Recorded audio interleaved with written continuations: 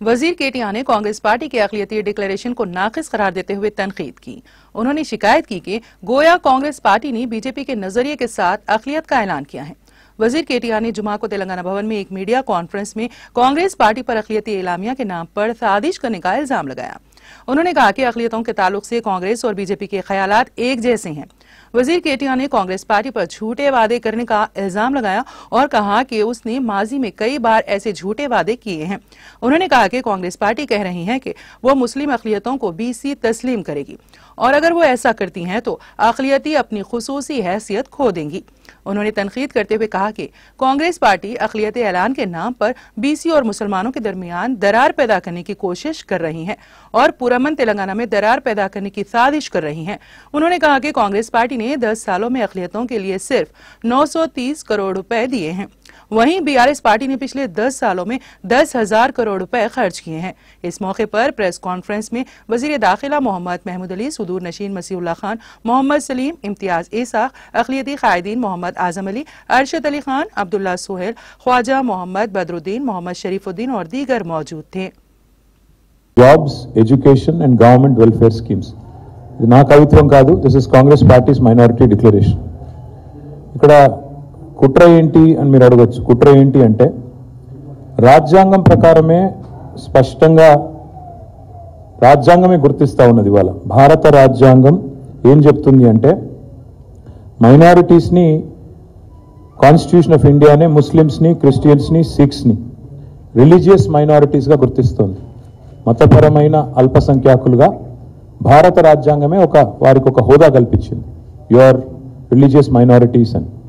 మరి వాళ్ళ కొత్తగా కాంగ్రెస్ పార్టీ కాస్ట్ సెన్సస్ అని వాళ్ళందరినీ అలా మాట, డేంజరస్ మాట ఏంటి అంటే conduct caste census where there is no need, actually అసలు అవసరమే లేదు.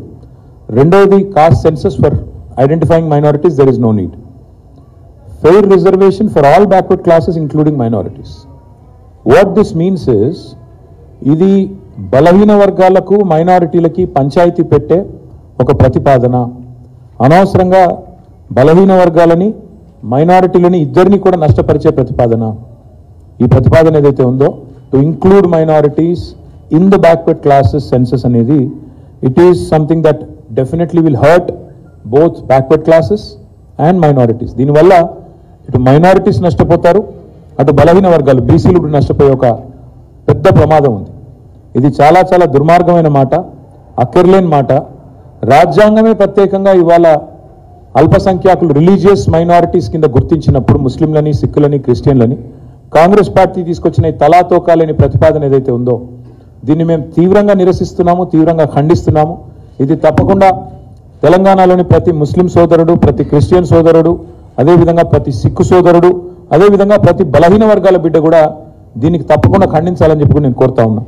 ఎందుకు అంటారా, ఇవాళ ఒకసారి మీరు ముస్లింలను కూడా ఇంక్లూడ్ చేస్తూ మీరు వెంటనే వాళ్ళని బీసీలుగా గుర్తిస్తే there will be no need for a separate minorities welfare ministry, there will be no minorities commission, there will be no other minority body.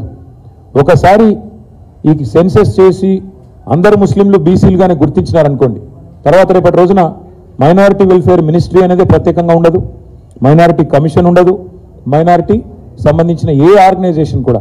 ఇవాళ మైనారిటీ ఫైనాన్స్ కార్పొరేషన్ ఉంది, దానికి మా ఇమ్తియాజ్ గారు చైర్మన్గా ఉన్నారు. మరి రేపు ఆ కార్పొరేషన్ అవసరం ఉండదు, ఎందుకంటే బీసీలో చేర్చిన తర్వాత మైనారిటీలు తమ ప్రత్యేక హోదాను కోల్పోతారు. ఇది చాలా చాలా తప్పు. ఇది ఎట్టి పరిస్థితుల్లో కూడా వాంఛనీయం కాదు, సమర్థనీయం కాదు.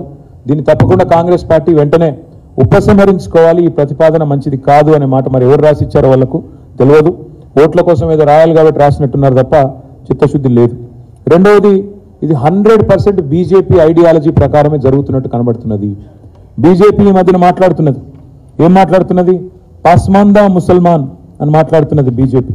సో కాంగ్రెస్ డిక్లరేషను ఈరోజు బీజేపీ ఐడియాలజీకి లింక్ అయి ఉన్నట్టుగా కనబడతా ఉంది. जो बात कांग्रेस आज माइनॉरिटी डिक्लेरेशन में कह रही है, ये बीजेपी के आइडियोलॉजी के साथ मिला हुआ है. पासमानदा मुसलमान बोल के आज बीजेपी जो बात कह रही है, वही बात आज कांग्रेस पार्टी अपने डिक्लेरेशन के जरिए कर रही है. और मैं आपको याद दिलाना चाहता हूं, आज दस्तूर ने, कॉन्स्टिट्यूशन ऑफ इंडिया ने आज एक दर्जा दिया हमारे हिंदुस्तान में, हिंदू अरे वो बंद कराओगे? बंद करो बाबू, बंद करो बाबू। చలపతి చూడమ్మా, చలపతి బయట పోయి చూడు, విష్ణు బయట పోయి చూడుకున్నాం. दस्तूर ने साफ साफ कहा कि हिंदुस्तान में मुसलमान, सिख और ईसाई तीनों भी रिलीजियस माइनॉरिटीज हैं. कॉन्स्टिट्यूशन ऑफ इंडिया साफ कहती है कि मुसलमान और मुस्लिम, क्रिश्चियन और सिख तीनों भी आज रिलीजियस माइनॉरिटीज हैं. आज कांग्रेस पार्टी के डिक्लेरेशन ये कहता है, ये बोलता है कि एक कास्ट सेंसस करेंगे और सभी को इंक्लूडिंग माइनॉरिटीज को हम मिला देंगे बीसीस में.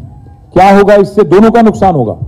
एक तरफ नुकसान होगा बीसीस का, दूसरे तरफ नुकसान हो जाएगा माइनॉरिटीज का. क्योंकि अगर बीसीस में आपको शामिल कर देंगे तो इससे क्या होगा? अल्टीमेटली ये होगा कि कोई अलग से माइनॉरिटी वेलफेयर डिपार्टमेंट नहीं रहता, अलग से माइनॉरिटी वेलफेयर का बजट नहीं रहता, माइनॉरिटी कमीशन नहीं रहता, और साथ ही साथ माइनॉरिटीज कॉर्पोरेशन भी सारे के सारे जब्त हो जाएंगे, सारे के सारे खत्म हो जाएंगे.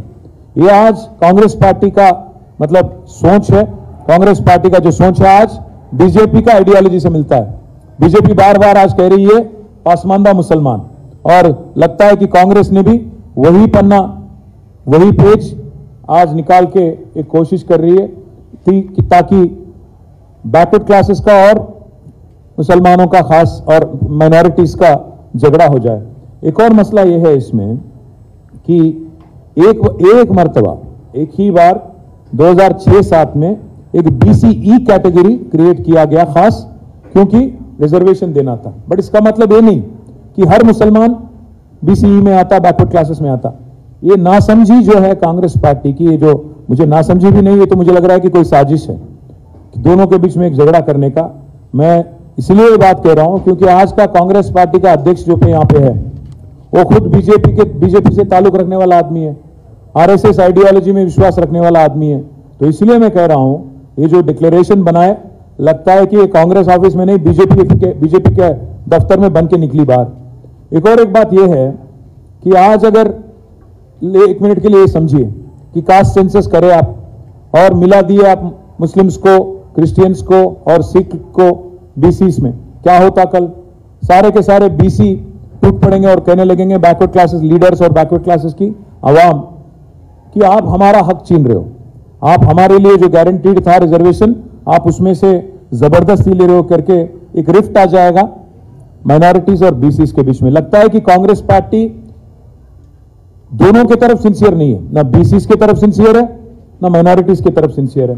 एक और एक बात है, हमें तो शक यही है कि आज कांग्रेस पार्टी जितना भी यहां पे वादा करी, अगर ट्रैक रिकॉर्ड देखेंगे आप तो इतना बदतर ट्रैक रिकॉर्ड है उनका. 2004 से लेकर 2014 तक कांग्रेस पार्टी यहां पे सत्ता में थी, यूनाइटेड आंध्र प्रदेश में, मुत्तहिदा आंध्र प्रदेश में.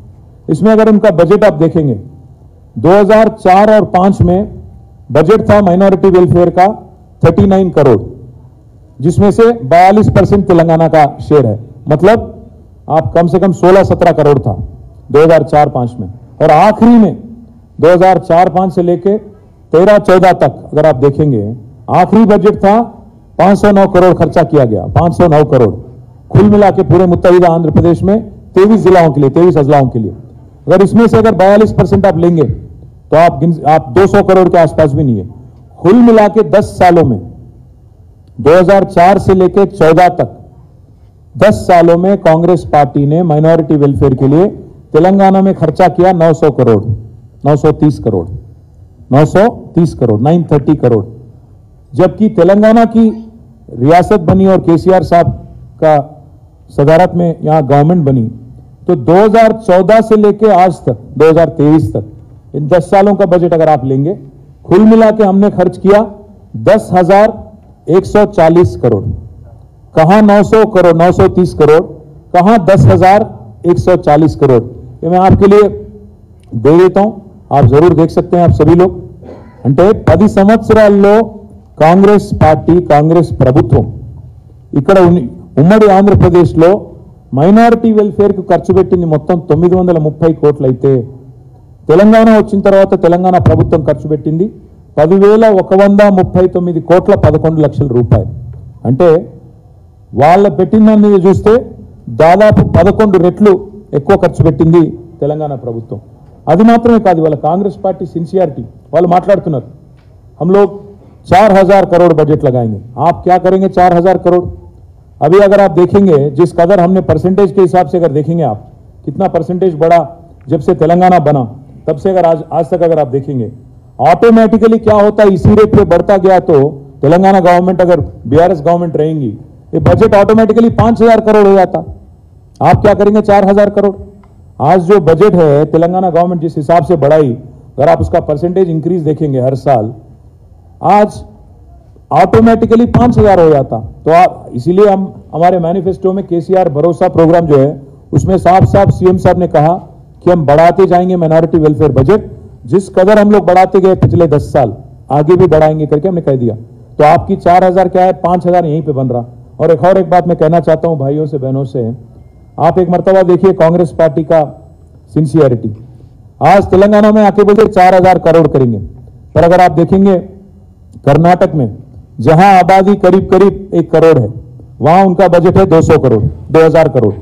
और राजस्थान में जहां कांग्रेस गवर्नमेंट है जहां आबादी करीब करीब 80 लाख है वहां उनका बजट है 2,000 करोड़. और तेलंगाना में जहां आबादी है 50 लाख वो बोलते हैं यहां पे कि 4,000 करोड़ करेंगे, जबकि तेलंगाना गवर्नमेंट ऑलरेडी 2,200 करोड़ यहां पे बजट अलॉट करी. मैं हमारे भाइयों से बहनों से यही कहना चाहता हूं, चाहे वो मुसलमान हो, क्रिश्चियन हो, सिख हो, जो भी माइनॉरिटी हो, आज तेलंगाना का सबसे ज्यादा बजट है पूरे हिंदुस्तान में. तारीख में इतना बजट किसी ने नहीं दिया माइनॉरिटी वेलफेयर के लिए सिवाय केसीआर साहब. आज एक मर्तबा मैं फिर बोलना चाहता हूं आपको, उत्तर प्रदेश में जहां आबादी है करीब करीब 4 करोड़ माइनॉरिटीज का, वहां की बजट है 1,780 करोड़. और अगली नंबर है वेस्ट बंगाल जहां आबादी है 2.5 करोड़, वहां पे बजट है 2,100 करोड़. और उसके बाद आता है आपका महाराष्ट्र जहां आबादी है 1.5 करोड़ और वहां की बजट है 674 करोड़. और उसके बाद आता है कर्नाटक जहां आबादी है 95 लाख टू 1 करोड़ और वहां की बजट है 2,100 करोड़. और उसके बाद आता है राजस्थान जहां की आबादी करीब करीब 80 लाख है और वहां की बजट है 1,900 करोड़. और तेलंगाना जहां की आबादी है सिर्फ 50 लाख, बहुत कम है, फिर भी यहां की बजट है 2,200 करोड़. इससे आप अंदाजा लगा सकते हैं कौन सिंसियर है कौन नहीं. मैं यही एक ही बात कहना चाहता हूं, आज जो प्रपोजल इस डिक्लेरेशन में आपने दिया ये सरासर गलत है, सरासर बहुत डेंजरस है, खतरनाक है. इससे बीसीज और मुसलमानों के बीच में और बीसीज और माइनॉरिटीज के बीच में तनाव पैदा हो सकता है और अननेसेसरी एक सिचुएशन खड़ा हो सकता है. अच्छी बात नहीं है. एक बात, आज कांग्रेस पार्टी बोलती है कि हम ऑनरोरियम देंगे इमाम्स और मौजन को. मैं पूछना चाहता हूं, आज हिंदुस्तान में जहां कहीं भी आपकी गवर्नमेंट है, चाहे वो कर्नाटक हो, राजस्थान हो, हिमाचल प्रदेश हो, वहां दे रहे क्या आप? पहली मर्तबा केसीआर साहब ने यह फैसला लिया और उन्होंने ऐलान किया और आज 5,000 आज ऑनरोरियम दिया जा रहा है. हिंदुस्तान में कहीं भी कांग्रेस जहां भी गवर्नमेंट है वहां नहीं दिया जाता. यहां बात किया जाता है कि हम देंगे. हम जरूर वादा करते हैं इमाम से और मौजन भाई से कि आज जो 5,000 आपको मिल रहा इसको हम दुगना करेंगे और ऑन पार जैसे अर्चक के साथ ऑन पार आपका भी 10,000 जरूर करेंगे, हम वादा करते हैं. साथ ही साथ एक और बात भी मैं कहना चाहता हूं, कांग्रेस पार्टी बार बार बोलती रहती है 12% तहफुजात के बारे में बीआरएस ने अपने वादा नहीं निभाया. मैं बोलना चाहता हूं, कहना चाहता हूं, हमने 16 अप्रैल 2017 को हमने लेजिस्लेशन पास किया असेंबली में तेलंगाना में और बिल हमने भेजा गवर्नमेंट ऑफ इंडिया को. गवर्नमेंट ऑफ इंडिया का रवैया तो आप जानते ही हो, उन्होंने इनकार कर दिया. और इसलिए हमने क्या किया, कोशिश हमने ये की कि सुधीर कमीशन के जरिए एक जो रिपोर्ट बनी जिसको बैकवर्ड क्लासेस कमीशन ने भी रेटिफाई किया, हमने साफ साफ कहा कि ये रिलीजियस रिजर्वेशन नहीं है, सोशियो इकोनॉमिक बेसिस पर रिजर्वेशन आप दीजिए. बार बार हमने कोशिश की, तब जाके फिर हमें एक इत्तला मिला, एक खबर मिला कि कहीं ये 12% रिजर्वेशन के चक्कर में आप 4% भी ना खो दो. इसीलिए हमने स्ट्रेटेजिकली हमने ये सोचा कि आगे 2024 में जब सेक्युलर गवर्नमेंट बनेगी जिसमें बीआरएस का एक अहम भूमिका रहेगा, तो उसमें जरूर ये वादा निभाने की कोशिश, क्योंकि 2017 में हमने ये कानून पास किया तेलंगाना असेंबली में, तो निभाने की कोशिश पूरी तरह से तब करेंगे। और साथ ही साथ एक और बात भी मैं कहता हूं, हमने वादा नहीं किया था हमारे मैनिफेस्टो में, पर हमने 2005 स्कूल हमारे माइनॉरिटी वेलफेयर डिपार्टमेंट के जरिए 2005 स्कूल और 2004 रेजिडेंशियल कॉलेज भी हमने चालू किया, तश्कील किया हमने माइनॉरिटीज के लिए, और करीब करीब 700 करोड़ हम खर्च कर रहे हैं हर साल बच्चों की तालीम के वास्ते, ताकि वो काबिल बने और दुनिया से मुकाबला करें।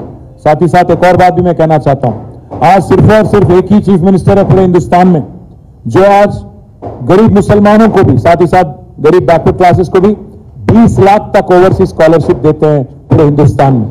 तो मैं ये माइनॉरिटी डिक्लेरेशन जो आज कांग्रेस पार्टी करी, मैं उसके बारे में बस एक ही चीज बोलूंगा कि ये बहुत खतरनाक है। ये हमारे मुसलमानों के और माइनॉरिटीज और बैकवर्ड क्लासेस के बीच में अननेसेसरी एक तनाव पैदा करने वाली एक प्रोग्राम है।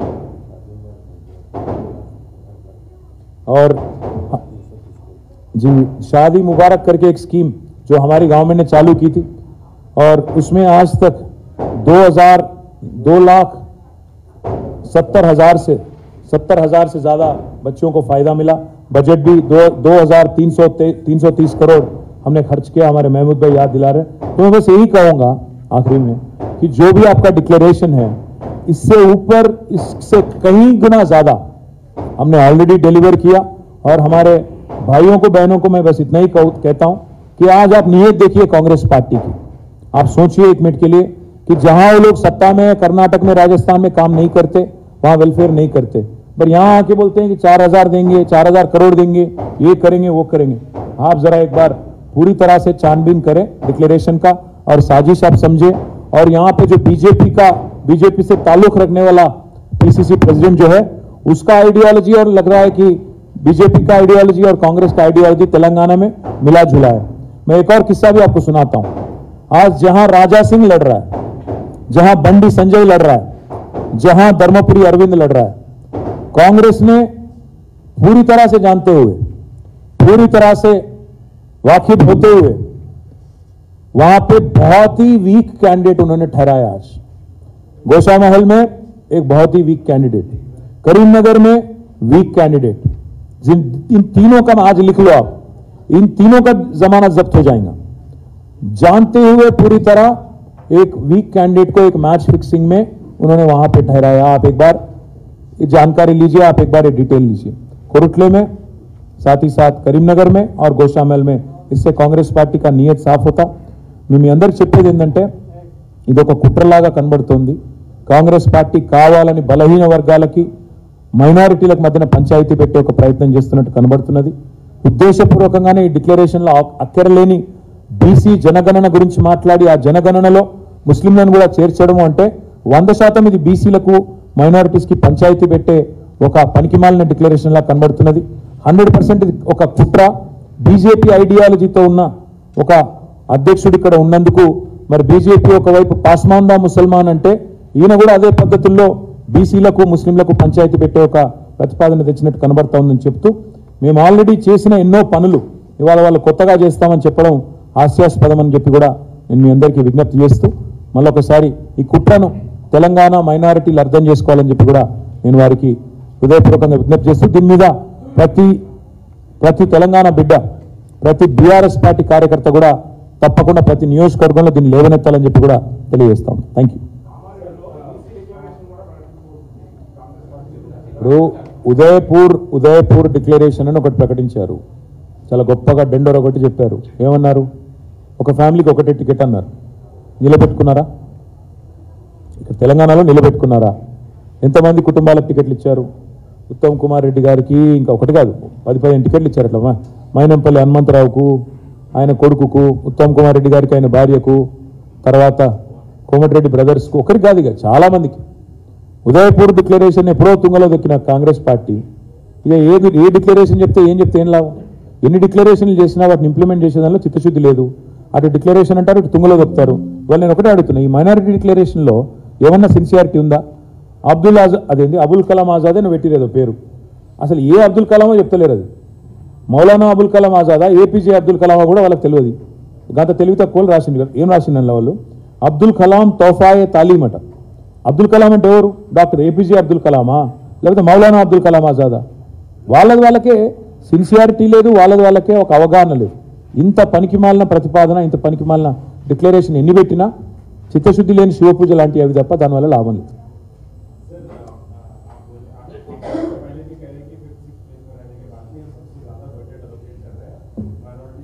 पर कैपिटा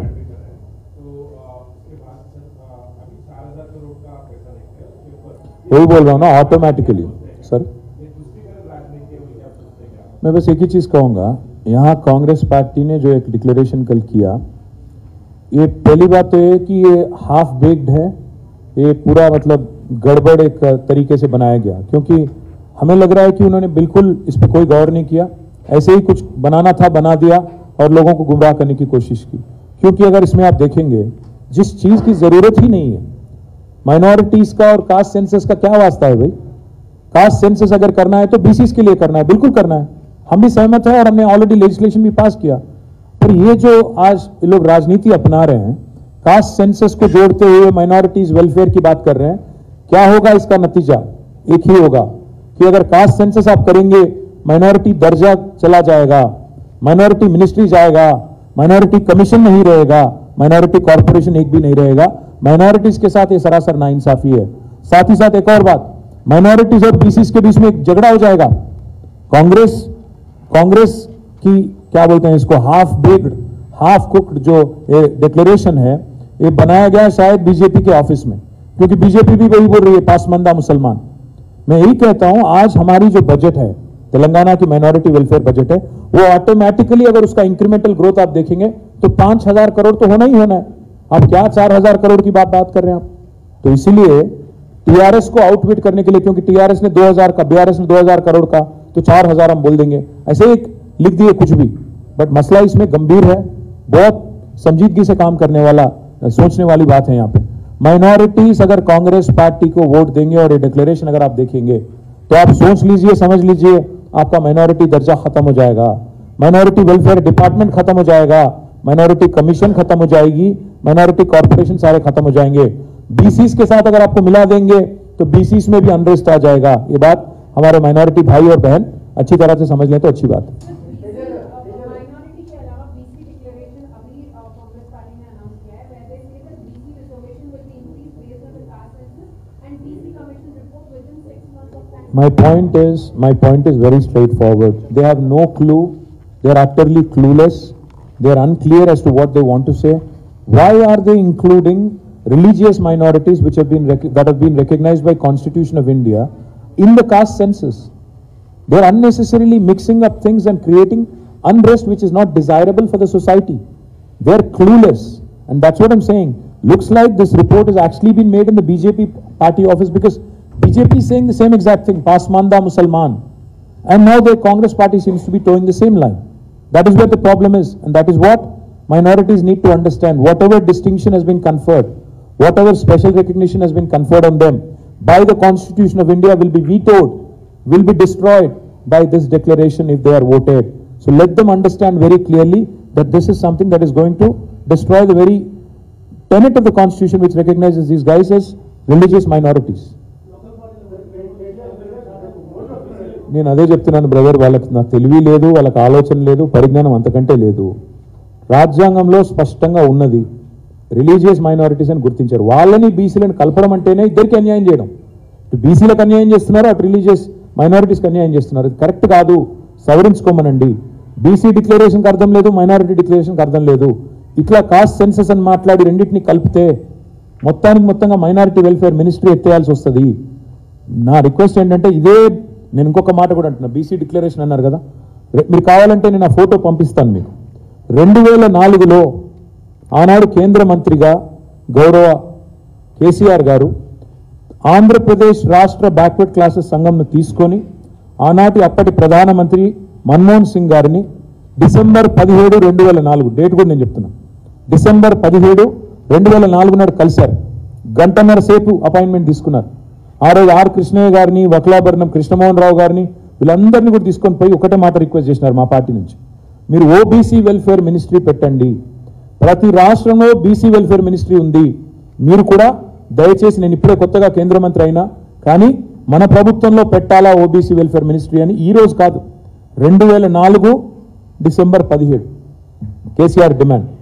మరి నిజంగా కాంగ్రెస్ పార్టీకి బీసీలో మీ చిత్తశుద్ధి ఉంటే 2004 నుంచి 14 దాకా ఉన్నారు కదా అధికారంలో, ఎందుకు పెట్టలేదు బీసీ వెల్ఫేర్ మినిస్ట్రీ? మోడీ గారు బీసీ సీఎం అంటారు, 14 నుంచి 23 దాకా 9.5 ఏళ్ళు ఆయన, మరి ఆయన ఎందుకు పెట్టాడు? నిజంగా బీసీలో మీ చిత్తశుద్ధి ఉంటే అన్ని రాష్ట్రాల్లో బీసీ వెల్ఫేర్ మినిస్ట్రీ ఉన్నప్పుడు కేంద్రంలో ఎందుకు పెట్టరు? నేను ఇవాళ డిమాండ్ చేస్తున్న కాంగ్రెస్ పార్టీని డిక్లేర్ చేయండి, దమ్ముంటే 12% రిజర్వేషన్ అంటున్నారు కదా, రాహుల్ గాంధీని చెప్పమనండి. అదేవిధంగా ఓబీసీ వెల్ఫేర్ మినిస్ట్రీ పెడతాం జాతీయ స్థాయిలో అని చెప్పమనండి. కేవలం మాటలు డైలాగులు కాదు, పనులు క్షేత్రంలో కూడా కనబడాలి. ఆ రోజు 2004లో పెట్టనోళ్ళు, ఆనాడు మేము అప్పుడే రిక్వెస్ట్ చేస్తే డిమాండ్ చేస్తే పెట్టనోళ్ళు ఇలా పెడతారంటే ఎవరైనా నమ్ముతారా ప్రజలు? కాబట్టి ఇవన్నీ కూడా శుష్క ప్రియాలు, శూన్య హస్తాలను ప్రజలకు తెలుసు, నమ్మరు.